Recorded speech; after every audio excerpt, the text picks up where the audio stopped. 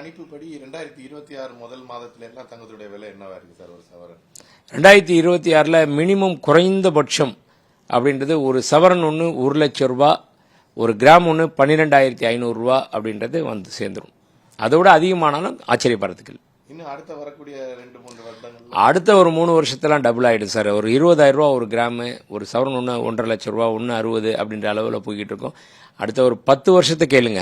10 வருஷத்தை கேட்டீங்க அப்படின்னு சொல்லி பார்த்தீங்கன்னா இன்னைக்கு 10,000 இருக்கிற தங்கம் 30,000, 35,000 ஒரு கிராம் அப்படின்ற ரேட்டு வந்து ரொம்ப 35,000 40,000 வந்துடும்.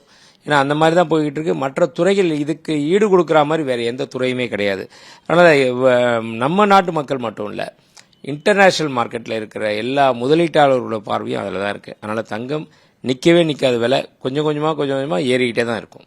சாமானியனுக்கு நீங்கள் சொல்லக்கூடிய அட்வைஸ் என்ன சார்? இப்போ அவ்வளோ போயிடுச்சுன்னா அவங்களுக்கு வந்து தங்கம் ஒரு கனவாக மாறிடும். இல்லை, சாமானியரை பொறுத்த வரைக்கும் இதை வந்து யாராலுமே தடுக்க முடியாது. இன்டர்நேஷ்னல் மார்க்கெட்டை பொறுத்து தான் கோல்டு ரேட் போய்கிட்டு இருக்கும். அதனால் கண்டிப்பாக நம்மளுடைய வாழ்க்கை தரத்தை தான் நம்ம மேம்படுத்தணும். அதிலேருந்து செலவு போக சேமிப்பை கொஞ்சம் அதிகப்படுத்தணும். அந்த சேமிப்புலையும் தங்கத்தில் இன்வெஸ்ட் பண்ணணும். இப்படிலாம் பண்ணிக்கிட்டே இருந்தோம்னா எவ்வளோ முடியுமோ நம்மளுடைய சக்திக்கு தகுந்த மாதிரி, விரலுக்கு தகுந்த வீக்கம்ன்ற மாதிரி எவ்வளோ முடியுமோ அதில் போட்டுக்கிட்டே வந்தோம் அப்படின்னா கண்டிப்பாக அடுத்த ஒரு 5-10 வருடங்களில் திரும்பி பார்க்குறப்போ தங்கம் ஒரு மிக முக்கியமான இடத்துல இருக்கும்.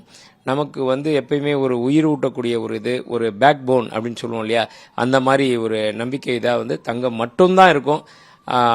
அடுத்த ஒரு 20-30 வருஷத்துலாம் பார்த்தீங்கன்னா தங்கத்தினுடைய விலை எங்கேயோ போயிடும். ஏன்னா தங்கம் கிடைக்கிறது, பூமியிலேருந்து கிடைக்கிறது நின்று போயிடும். அப்படி வரும் பட்சத்தில் வைக்கிறதான் ஒவ்வொருத்தரும் சொல்கிறதான் தங்கத்தினுடைய விலை நிர்ணயமே பண்ண முடியாது.